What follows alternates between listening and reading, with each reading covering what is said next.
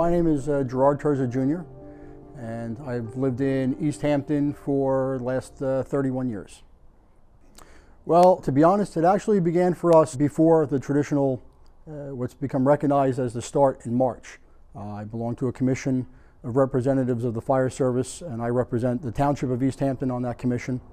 We began to have some briefings and some conversation in January when the first few cases started popping up on the West Coast. Towards the beginning of March, we started locally looking at our supply cache of PPE. We were kind of ahead of the game, but we soon found that everything that we've been taught about dealing with pandemic and public health crisis, it all went out the window. And we had to adapt. We adapted very well. It was exceptionally stressful, especially from a leadership position in the emergency services. It was constant phone calls, it was text messages, emails, meetings, briefings, guidance and information was changing several times a day. There was really nothing that could compare to this stress-wise. I've been in the fire service, I'm now going on 30 years in a variety of different capacities and roles and organizations, and I've been a chief officer 20 years ago as well in another department, and nothing I've ever encountered equated to this level of stress and anxiety. Typically in the fire service, you come across a problem, you rely on the advice of your senior ex-chiefs and other people. The last person to endure a pandemic in this community was 100 years ago. So I really couldn't go and have a seance and bring him back and say, hey, what do you think about this? So everything that we did was the first. And that was, you look back on it now and it's kind of humbling and enlightening that we were able to pull these things off. We did some great things, but there's no rule book for this. We had a number of fires, plane crashes, high angle rescues, all during this time period, gas emergencies, and we used everything we'd put in place, and it all worked.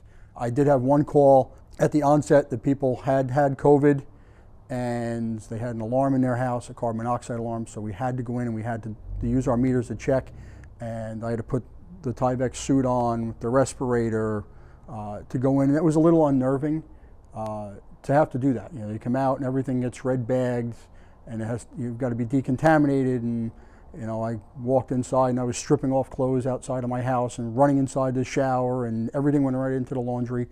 I've been involved with calls before over the years where you have to decontaminate yourself. This was a little different. It was the fear of really the unknown. Our people all came through it. We did have several members that contracted it at various stages. One of our members was actually a city fireman, and he was the first New York City fireman to have it. So we pulled on lessons from him to tell us that this is real, this is here, and we put that message out, and you could put a face to COVID-19, but we were very fortunate that we were able to get through this unscathed. We went from a quiet March to July 4th in the blink of an eye. We cover 31 square miles. Our population has drastically increased, which parlays to our workload. We've already run 3 calls today so far. I don't even think it's 10 o'clock. So we've certainly picked up. To be honest, I think that our community did a very good job. We looked out for the most vulnerable. Everyone banded together. We were all in this together. We looked out for each other.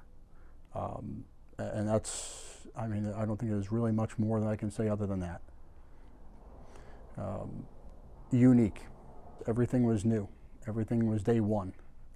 You thought you had a game plan one day, and the next day you had a different game plan. Things were changing so dynamically.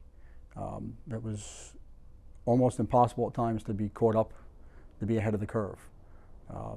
Guidelines changed, lifestyles changed. People were out of work. There were food shortages, basic necessity shortages. I tell my teenage daughter it's a very unique experience. It's not the shadow of things to come, hopefully.